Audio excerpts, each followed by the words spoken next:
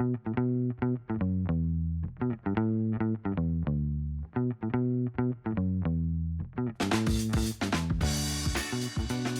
everyone and welcome to Our Generation. I'm your host, Madison Fisher. These past few weeks have been pretty wonderful, eh? You know when you have to change the 2 to the 3 every time you write the date? Or when you realize that all your resolutions ended on day 3. Sitting down to figure out what's the last time you had any healthy food because for the past 2 weeks you've been stuffing turkey and pizza down your throat? Liam. But you know what? Instead of focusing on the future, why don't we focus on the past? Here are some of the most memorable moments of our 2022. The Freedom Convoy. William Wallace would be proud for that one. Will Smith slapped Chris Rock, 5-finger discount, still won the Oscar. Ooh. What is it good for? Not Russia's economy, that's for sure. And Roger's completely blacked out. Thank goodness we're on Coach Go. # shameless plug. Leah Michelle can't read, and joke's on her because neither can I. Have you seen the bloopers? Adam Levine literally said, "Show me the booty." And oddly enough, so does my boyfriend. Oh my God, you can't say that!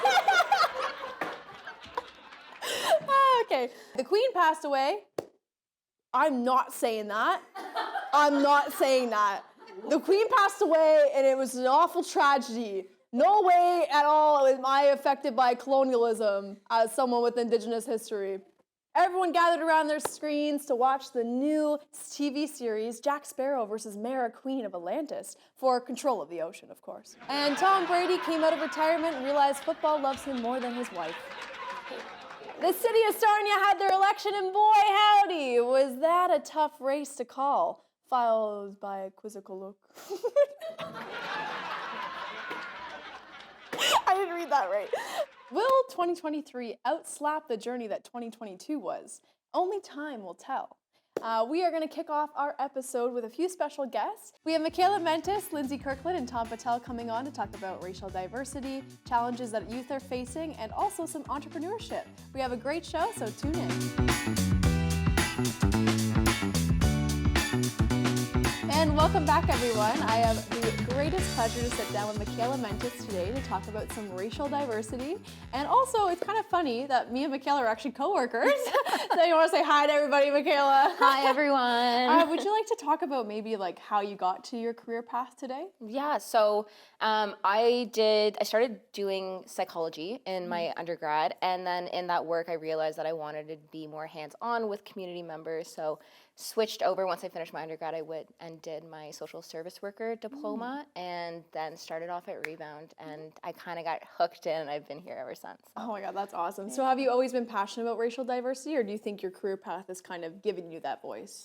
Well, obviously, I'm not white, so being not white and growing up with a very white community. I grew up in a community similar to the size of Corunna, where I was like one of very few Black kids in class. Yeah. I didn't have any Black teachers. I didn't have anywhere I could go get my hair done in town. And my mom was white, so there was a lot of lack of inclusion that I grew up with, and I think that really drove my passion in the program that I'm developing here at Rebound. Do you want to talk about Eye to Eye at all? Yeah, so Eye to Eye it stands for intersectionality to inclusivity, and the idea behind the program is a drop-in space for our youth in Sarnia and surrounding areas from the age of 8 all the way up to 24, where they can come and enjoy a safe space where we can talk about those hard topics of race, of difficult conversations, of feeling included and feeling like a sense of belonging.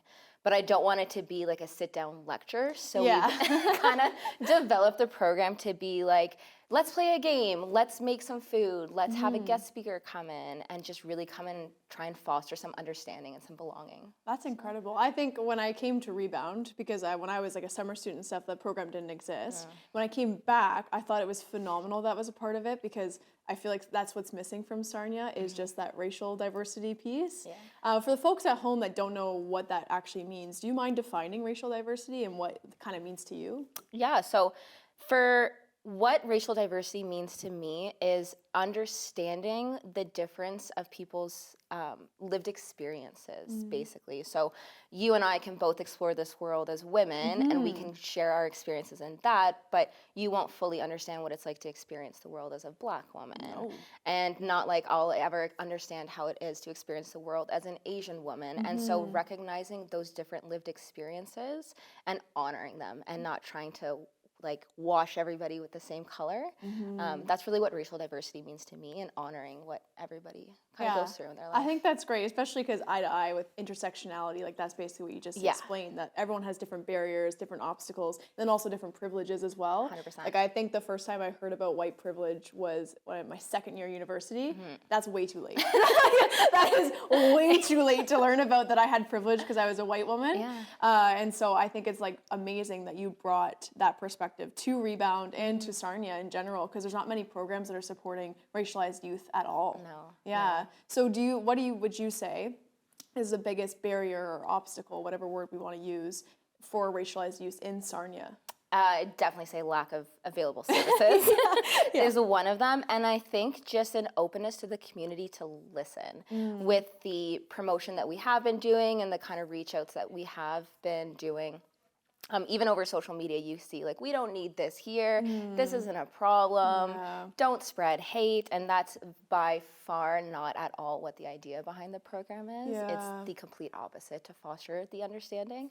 So I think it's honoring the privileges that we do all hold, just as me being a, Canadian citizen, I'm an English speaker, I'm able-bodied, I'm, heterosexual, all of those things give me privileges, and I think it's important for other people to recognize the privilege that they carry into their everyday lives, too. I think that's such a great point, because I feel like when people hear privilege, they think they've had life easy, and that's not what that means at all. You can have a privileged life. That's a very different statement than saying that I have privileges, you know what I mean? 100%. So I feel like growing up in Sarnia and being born and raised in Sarnia, I feel like a lot of people get really defensive around this topic just because we're just now getting more like people of color in the community, and not even that we didn't have it, but it's just their voices are being heard now. 100%. And that's amazing. So what do you think has been the greatest stride so far from your experience in Sarnia? I know you moved from Ottawa. What's the greatest stride? I think, so I've only been in Sarnia for about 3 years, and obviously 2 of those 3 years were like COVID lockdown. You can't go out and meet anybody and do anything. But I think looking at the different agencies around town and the voices that they're giving to the youth and to the community, and different businesses popping up, like United Cuts is a Black barbershop that just opened up in town, and having these little things trickle into town and making the space more inclusive, I think is a great start. It's not a good end point, but it's a good start. Yeah, I feel like coming back to Sarnia, because I just moved back from GTA, sorry. So I just moved back, and I found that it was just starting, and I was like, finally, like that's how I felt. But aside from that, if you can go back to when you were 14 years old, what was the greatest advice you ever were told? I think, so it came from my big sister, and it's something that I will never ever forget. And what she told me was, do not let the fear of disappointment stop you from trying your best. I think being the child of an immigrant, it's always like, we gave you this life, you got to do your best, put your all into everything, and there's like so much pressure and so much fear that goes into like, what if I can't do it all? And she just sat me down and was like, don't let that stop you, don't let that be the barrier, like you go, you do it. That's amazing. Do you think that like that advice has also carried you through your work with racial diversity as well? Definitely. Yeah, how so? I think it's all different, right? If I'm working with youth who are first generation Canadians or are recently newly immigrated to Canada, there's a lot of pressure that comes with that, right?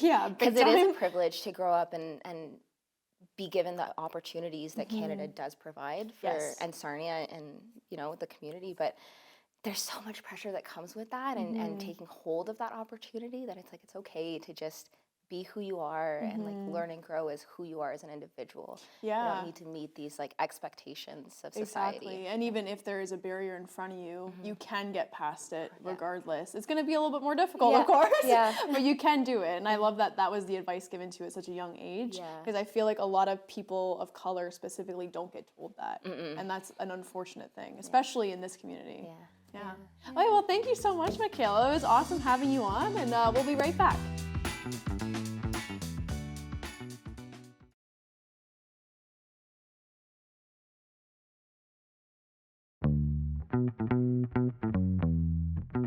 Welcome back, everyone. I'm sitting with Tom Patel here, and we're very excited to get into a nice little conversation. I don't know if you want to say hi to everybody at home. Hello, everyone. So tell me about your life as a young professional. As a young professional, it just went with the flow. I didn't plan anything. I didn't see of myself where I am right now. It's just followed what my dreams or my guts felt like, and they're where I am. Honestly, I feel that so hard. I never saw myself working at Rebound. I love Rebound. I was a Rebound kid, but I never saw myself actually being a young professional, especially in Sarnia. Correct. So I think that's like a really good point, just to go with the flow. Yeah. So where has the flow led you? What are you up to these days? So nowadays, I'm a owner of a pizza store in Sarnia, a new one. So now I'm self-employed. I'm an entrepreneur too, doing my own business. So I started my career from washing cars and went up to being a management trainee, a manager of a store, and then to a bank, and then right here. Wow, that's incredible. Own entrepreneur, yeah. Yeah, so why pizza? It just led me through it. Honestly, one day I was talking to somebody that, hey, I want to do something myself, for myself and my own. And they gave me this idea, and here I am. Yeah, and honestly, I think Sarnia is a great place for a pizza place. You're probably going to make some good money, so that's a good business to get into. Of course. That's amazing. It's just the start of an iceberg, I would say. Yeah, and it's just going to go deeper and deeper. So have you always been passionate about entrepreneurship? I always wanted to be my own boss. I didn't want it to be under anybody else or not report to something. It's just the way I thought of is doing your own stuff is something that you can do the best. Yeah. Not working for somebody else. So yes, here I completely agree. Yeah. That's like the goal. That's the dream. Correct. You know what I mean? So what passion has led you to entrepreneurship? Like, was there something that happened in like your childhood or teenagehood that you were like, that's it. That's exactly what I need to do? Not really. As I said in the beginning, I just went with the flow with my guts. I never plan of anything. I just give my 100% every day. Listen, keep my eye open, listen to everything what people have to say, takes their input, and then I put up everything together, think of it, calculate all the chances, what are the percentages. If it works out for me, I'm a risk taker, so it works out for me, I take it and I'll go with it. Wow, I wish I had your mindset, because I freak out. Like, I need control, and you sound like you're just like, yep, I'm good. Yeah. That's and awesome. As I said, I'm an immigrant too from India, right? I came here at the age of, I would say, 17, after my 12th grade, like high school. Yeah. Did my college here. Explored everything, learned everything here as well, like how things work and whatnot. And as I mentioned, Canada gave me lots and lots of experiences. So that I started cleaning cars, worked in factories and everything. So it's just led me gradually over there. And one thing I learned in my process was never ever think of tomorrow. Give you 100% today. Oh, I love that. Oh, that's incredible. That's like great advice to take away. So for anyone who's a young professional right now, who's kind of wanting to go down the path that you're down, what would be your advice to those people? My only advice to them is that just go with your guts, take the risk. It's gonna work out eventually. And if you think you're failing in it, just give 200% of yours. Never ever give up on that thing that you started. And if you do give up, then you will be thinking, hey, you failed on it, but never give up on it and just go with it. Oh, that's never so stop nice. doing what you're doing. Yeah, I always trust my gut as well. I feel like that's what's led me in life. So I'm happy to hear that someone successful also has that. Maybe there's hope for me. But I also wanted to ask you, as like an immigrant into Sarnia, what is your biggest challenge that you face, like in terms of like getting a business together and all that kind of stuff? Do you find there is any difference in being an immigrant or being a citizen right off the bat? Sarnia society has been very welcoming. Oh, amazing. Yeah, I never ever had that kind of sour taste or sour feeling from anybody. Yes, there's always 1% of people, but I never came across them, which is good. So I moved out of Sarnia 4 years ago, and then I came back, and this is where I started my business, because when I planned it, hey, where I want to start my business, because I moved to London, we thought of it, let's go back to Sarnia, started where we know the people and how the society is here. Nice. So we came back from London, moved to Sarnia, and then we started our business here. Oh, that's incredible. I'm so happy to hear that. Yeah. So for you, Is there any like correlation? This might be a weird question. Is there any correlation between the car washing, like how you started, to now? Like, have you taken any skills from those like jobs that people would say are average Joe kind of jobs? What I felt like, and the only advice I give to as many people I meet them or they question me, is that no work is small job. One day that work will lead you to something else. You just do what you are been given to do and give your 100% to it, and then you'll grow yourself in there. I think that's such a great point. Like, I don't think I've ever really taken in like those little tiny jobs that I did and how like those made connections and the networking that came from it. And then that's actually how I got the job that I have today. Yeah. So that's amazing. Do you think it's easy to be a young professional? It is not too much easy. As I said, as a young professional, your mind is gonna be like wavy, be like, hey, is it working out for me or not? You'll not be 100% sure all the time that, hey, yes, it is working, because when we are young, we see everything 200%. We're not gonna see that 50% or 20%, right? We every time when we see something we wanna do is 200%. Yeah. So when you start your own thing, you do your own stuff, being a young professional, it's not gonna be that it's gonna give you 200%. Some days you will do nothing, right? Some days people will give you a negative feedback, and that's something that you have to take on with. Never get disappointed with you, and as I mentioned, just focus on what you started. Never ever give up on it. Oh, that's amazing. You're like full on inspirational. You should have been a life coach. What are you doing? That would have been awesome. Okay, thank you so much, Tom. That's all the time we have today. All right. All right, and we'll be right back.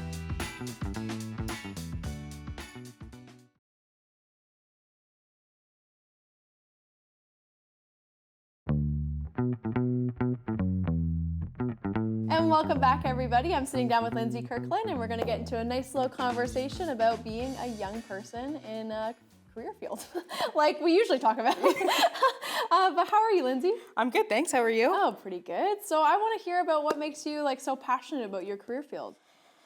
Oh, that's a good question. I think a part of my past and growing up really makes me that much more passionate about my career field than most people would be.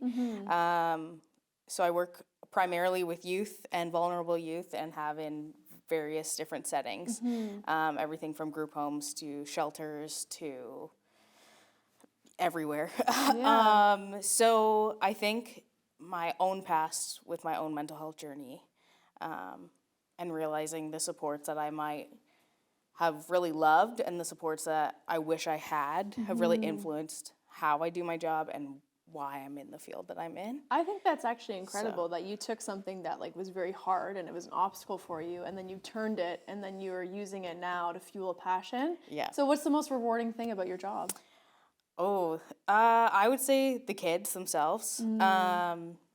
There's something so heartbreaking at times, but also so rewarding and like heartwarming about like a youth, like knowing that you're gonna be there for them kind of no matter what. Yeah.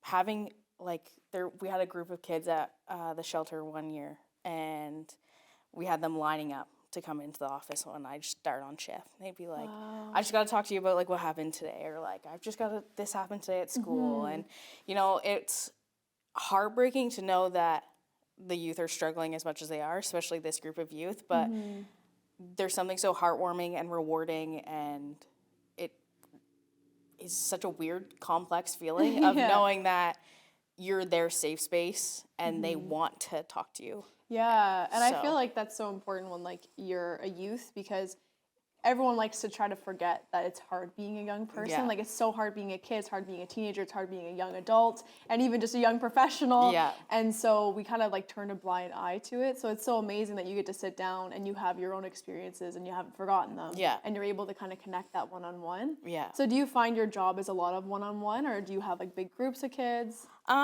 It depended on what setting I was in and the situations and stuff. When I worked at a group home, it was very much group settings, anywhere from 1 to 8 teenage boys causing chaos everywhere. So a lot of it was kind of group stuff. So less like I guess like emotional therapy type stuff and more like, let's have fun. Like, let's remember that we are kids. Like, we might be in treatment, but like, let's go play football, or let's like have a tournament and like go fishing, and like, let's just, you know, be a kid. Let's like mess up, but like mess up in a safe space where you're protected. At the shelter, a lot of it is more one-to-one. It's a pretty independent program, but it's more one-to-one, and either one is really, you know, incredible. Yeah, it's rewarding in different ways. Yeah, that makes sense. So do you think, like, in your line of work, you've seen the impact of COVID and, like, what the pandemic did to youth? 100%. I would say more so at the shelter, or at, the group home I was at. The youth were, I came in and I graduated school in April of 2020. So, oh, wow. Yeah. Good for you. Yes, You beat it. It was a rough one. Yeah. But I think when I started to work at the group home, I walked in, and what my normal wasn't their normal. Yeah. So my normal was, you know, not going on outings all the time, and, you know, not being able to go out into the public and things like that, where the youth that were already there had already had all these opportunities. Yeah. So, you know, there was a lot of pushback from, why aren't we going on outings? Like, I'm frustrated that I can't necessarily go on home visits, or like go see my friends as much, or we can't do as many things. And that was really, really difficult on the youth to like not have that socialization with the community and like different programs and such that they were involved in, and left 8 teenage boys to really just kind of like have to hang out together all the time. Yeah. Was there any aftermath, like when things started opening up, where like kind of social cues being missed, or like anything that you noticed that like is kind of like, oh, that's a red flag? I didn't notice it as much. We still did like a lot of outdoorsy things. I'm more of like I would much rather take my kids and like go fishing, or like go play football, or go play in the gym that they had. Yeah. Or go to the park. Like, I would much rather do things like that. So it wasn't as much as social cues I noticed that was like being missing. But I definitely saw like a change in behavior once like we were allowed to go out and like we were allowed to interact with like other kids. Like, it was nice to see them interacting with other kids. Oh yeah, I can imagine. Yeah. Probably a little teary, you know? Yeah. Yeah. I was like, yeah, good job. Like, you're doing great. Yeah. So do you have any initiatives on the go through your work? Not so much right now. I'm actually in school. Oh, nice. Yes, I've decided to go back to school. So I'm down to just working when I'm home. Right now, it's more of just, you know, advocating for the youth that are still there. We've noticed that in the shelter side of things, the increase in rent and prices and everything. Oh, yeah. It is so hard for our kids to try to find. Oh my God, I couldn't imagine like being a room. little baby 17-year-old No. going off to university again, trying to find like a decent rent. Yeah. It would be impossible. No, so it's definitely limiting, you know, the resources available for our kids, and their ability to move on from the shelter system. So I find like that's very difficult. So a lot of it has really like not as many initiatives have gone out. It's more like really focusing our energy on like different options that are available, seeing if like there's more funding, seeing what like categories our youth kind of like fall into, so that we can like potentially access more funding. Yeah.